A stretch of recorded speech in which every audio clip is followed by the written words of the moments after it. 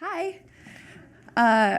Okay, I think we need like a little bit more energy because it's a Saturday, it's the morning, we're investing in ourselves, which we know we want to do, we have to do, but it's like hard. So can you please give yourselves a round of a hand and give me a little bit of energy. Thank you. Okay, so before I kind of kick things off, I have just like a couple of things that I've learned and sort of themes of my own story, but I want to give you a little bit of understanding of what StyleSeat is in case you don't know what it is, so you know who I am. And I'm going to learn how to click the button.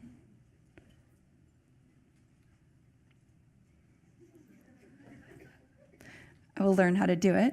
There we go. Okay, this is my company. So we are the premier destination to discover, book, and pay for beauty and wellness appointments online. So we're sort of like open table for salons, spas, barbers. And what that means is we do two things. Yes, okay. So the first challenge, the first problem that we're solving is that stylists, makeup artists, nail artists, barbers, they don't have an easy way to run their business. When I started the company in 2011, the vast majority of these guys were employees. They work at a salon. They do whatever the salon says. They go home. But what's happened actually in the past couple of years is that the majority of beauty professionals have become independent contractors. They're actually beauty entrepreneurs now, and they run their own business. This means that they no longer have to pay a salon 50% of their revenue, but now they're in charge of getting their own clients, running their business, running their schedule, doing things like email marketing and CRM and all this stuff that they'd never had to do before. It's super intimidating. It's scary for artists. And so what we do is we take their business and we do all of those things for them. So we almost double their revenue in the first year. We give them everything that they need to run their business. So website, online marketing, online booking, all their scheduling stuff, email marketing, payments processing. So it's kind of like this business engine that works for them underneath the scenes. They come, they're artists, they put their business on StyleSeat, and we run and grow their business for them. And then on the other side, on the consumer side, a couple of years ago, especially, booking beauty appointments is incredibly hard, right? You search Yelp, you are Googling a bunch of places, you're calling, you're seeing who's available, they're calling you back, they're texting you back. It's a total nightmare. So we fix all of that by allowing you to go to StyleSeat, search for a professional, book with them instantly online, you add your credit card, you pay, it's all seamless and easy. It's pretty awesome. So we have millions of customers. We are growing. Here's what our product looks like, just to give you a little bit of an understanding of our look and feel. We're all over the US. We're in 80% of US cities, and that has grown entirely word of mouth. We haven't done any marketing yet. So this is a function of stylists signing up, us really helping their lives, and then consumers really enjoying the experience. And then a couple of numbers for you. So we've powered over 60 million appointments since we started in 2011, and we've powered over $3 billion. Last year was over half of that. So we've had really good couple of years. So it gives you an idea of who I am, and hopefully I know something. Everything has gone really well, and it's been perfect, and so thank you very much. Just kidding. I've learned a lot, right, in starting my company, and I think it's really important that especially female founders talk about the good things, and they talk about the bad things, and they talk about all the stuff they've learned along the way. Because I know that when I was starting my company, especially, there's a lot of pressure on women, right, to start companies, and they feel like they have to only talk about the good things. And everything's been great, and here's what we've done well, and here's a challenge, and we overcame it, and everything's perfect. But we know it's not like that. And for me, when I started my company, just to give you a feel for where I was at, my dad was a police officer. He was on the SWAT team, and he was a detective for 30 years. I was a French major in school, and also political sciences major. So I had no idea what I wanted to do in life. I talked to my career counselor at university, and she said that I should get a job in PR because I was a good communicator, and that's what a lot of girls do. So that's what I did. I was like, okay. So I got a job in PR, and what I realized is no one is going to hand you anything, right? No one is going to tell you to go out and really find what you want to do and make that happen for yourself. I'm trying to advance the slide. So you have to figure that out for yourself. So what I decided was I don't know what I want to do, but I'm going to figure it out, and I'm going to do a couple of things. I'm going to be really optimistic. I'm going to be as fearless as I possibly can. I used to be very shy. And I said, I'm going to be smarter than others in helping me figure out what I want to do in life. And so what I ended up doing was I got a job at a PR firm in San Francisco. I lived in Davis, California. I was still going to school. I was commuting 5 hours a day to work, so 2.5 hours both ways, 2 trains.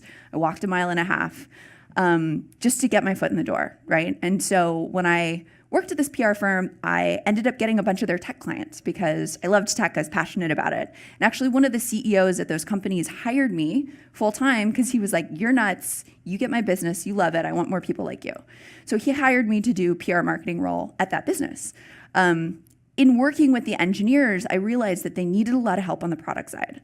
And that was something that I was really excited about doing. As you know, it's impossible to go from a communications area in a company to a product area in the company, but I was like, I want to do this. This sounds incredible. So on nights and weekends, I was at the office until like midnight, 1 a.m. I stepped into a product role and I helped the product team and eventually played an integral part in that. And I realized, wait a second, this is the first time I'm really excited about something. I want to do more of this type of thing. So I ended up getting another job at a company called Current TV. I was hired for a role I was not qualified for.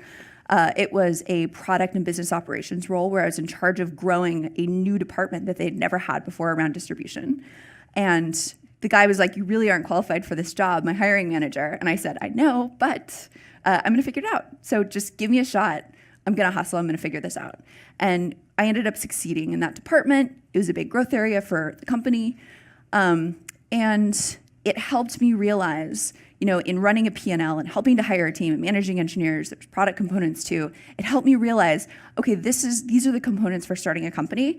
I want to do this for myself and not for other people. And so I left that company. During the time in San Francisco, I lived in what was technically a closet. I paid $400 a month in rent. And so I was saving, I wasn't making a lot of money, but I was saving as much money as I could so that I could, if I needed to, start a company and not have to get funding right away. And so that's what I did. I started StyleSeat out of this little closet in San Francisco in Pac Heights and grew it to where it is today. And we did $1.6 billion in bookings last year. So what else? The second theme that I've found when I look back in my career that I think is really important for founders is being resilient. And resiliency means 2 things to me. It means being able to take whatever hits you in the face, right? Because running a company, it sounds really glamorous from the outside. It's like coming to work and being punched in the face from multiple people every single day. Because people come to you and they have HR problems, right? Maybe your co-founder has a problem. Maybe your board is having an issue. Maybe there's a financing issue. Maybe product market fit is changing. Your sales leader has an issue. And you have to show up to work and say, "Cool, what do you need? How can I help you? Go do this." And you have to make decisions and you have to be a really great leader and a problem solver every single day. That is hard and challenging. The other thing that resiliency means is being able to change and evolve for the changing needs of your business. So in the beginning, when you're starting a company, and especially when you're fundraising, your most important factors for a founder is to have and sell a vision. You have to have an incredible vision for your business, and you have to be able to communicate it effectively and get other people excited, right? Can you imagine that the world exists this way? That is crazy. We're going to fix it. And other people go, "Yay," right? And they give you money. You go through the fundraising process, and it's hard and awful, right? Because you're going to hear 8,000 no's. You will hear, when you talk to founders, ask them how many meetings they took before they actually ended up raising money. Because you hear stories like, "Oh, we raised $2 million for our seed. It's been so incredible. It's been an amazing ride." Ask them, because sometimes they'll say, "Yeah, we took 90 meetings. We had 90 no's, and we had one dude that said yes, and then we were able to raise a round." So that's resiliency, right? Because you're in the trenches. It's incredibly hard. And you have to be able to take that and say, "Okay, let's keep going, right? Then as your company starts to grow and you have a team and you have a product and you're getting product market fit, the most important factor or skill that you need to have as a founder is being able to recruit and manage a team. And those are 100% different skills, right? Being able to get up there and sell and have a vision and get people excited is 100% different than assessing people, being very critical of their skill set, being very honest with them, and managing them and keeping them accountable to what they need to do to make the business run. It's a very different mode. And so it's a challenge as a founder to like go into that second mode. And then the third mode that I've noticed in my career is that I moved from doing everything to managing people that were doing things to now a lot of my time is focused on upgrading operating systems, right? So maybe product market fit changes and you need to figure out the new version of your product. Like at StyleSeat, we were free and then we turned on a premium model and all of a sudden we needed, our customers' expectations rose. And so we needed to stop what we were doing in our plans and really fix the product and improve it for them based on that change in the market. Maybe your team needs to be upgraded. Maybe your investors need to be upgraded or changed. There might be issues with your board and you need to swap some things out. It's really looking at the entire organization and saying, how can I drive the biggest impact by making as few changes as are needed, right? And so in all of this, right, in sort of all the phases of the company that I've gone through, resiliency has been a huge theme, and it's something you should be prepared for and excited about. So get excited about the really hard problems, a million different kinds of them, and love it, right? You have to be excited and thrilled by that. And then you have to be excited and thrilled by getting better every single day and growing your skill set and being excited to do that. They're really not good at this. Okay. And then the third theme is really obvious, right? You've heard this a million times. People are everything. If I could sit and look at spreadsheets all day and not talk to a single human being, I would be so happy. I would understand my business, and I would know what we would do to grow it, but that's not how it works, right? Being a CEO means being really, really great with people, and that can mean a couple of different things. It means I have to be a really good person. I have to be open and transparent. I have to be transparent in terms of what my philosophies are, what the future of the company is, how I make decisions. I have to be really honest with people. So very critical of how they make decisions and honest and transparent, because I have to project that to them, and then I also have to expect that from them, and I have to hold them accountable for that.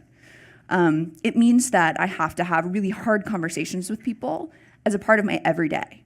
But at the end of the day, your team, your leadership team, and the people that are underneath you are the ones that are running the business. It's not you, it's them. And so you have to set a precedent. You have to be a really good person. You have to invest in them being excellent at their job and them being happy and fulfilled people. One of the things that I've also done recently on this topic is that I've built sort of a council of amazing leaders that are way smarter than me and way more successful than me that I can go to on a regular basis. Because what I've learned is, in the beginning of when you're starting a company, you're doing everything and you're just like, do this, and everyone's like, okay. And then as you start to have a team and you move from a team of generalists to specialists, you start to move to asking questions. So the majority of my day is just asking questions. Well, what should we do about that? Well, what does that mean for us? How should we approach this? Is it this or is it this? And letting my experts tell me and inform me. And they are driving all the solutions as opposed to me, because frankly, they know way better than I do. And also I do the same thing with my advisors, right? So it used to be that I would run this company on my own and I just obsessed about it and I worked 99 hours a day. And I put all that pressure on myself. And as you grow and as you evolve, you realize, wait a second, I have really smart friends. And they're willing to help me, and I need to leverage that because they're gonna have way better ideas than I do. And they've all done this before.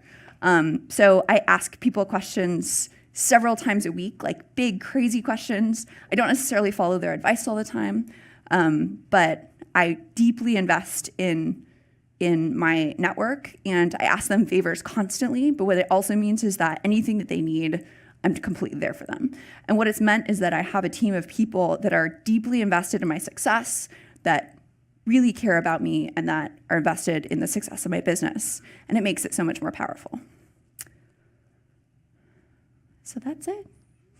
I hope that you guys go out there and start big, amazing, important, powerful companies. And I hope that you support each other.